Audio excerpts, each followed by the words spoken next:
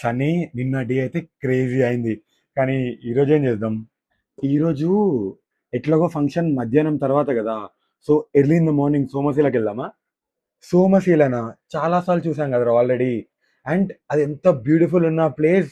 అక్కడున్న main temple ఎప్పుడు క్లోజే ఉంటది కదా! అవును. కరెక్టే. 9 months of the year temple under water ఉంటది కాబట్టి క్లోజ్ ఉంటది. కానీ ఈ 4 మంత్స్ సమ్మర్ టైమ్‌లో ఇట్స్ ఓపెన్. సో, పద.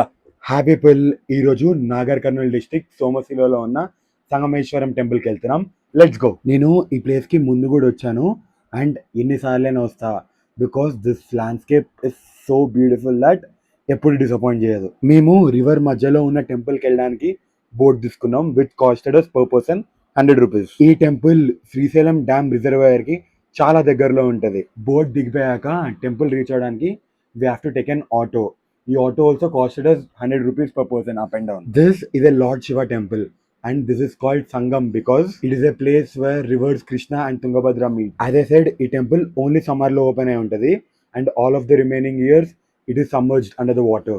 మీరు ఈ ప్లేస్ కి రావడానికి the only reason can be this temple which is a big mystery. కానీ నన్ను అంతకన్నా ఎక్కువ అట్రాక్ట్ చేసింది this beautiful landscape.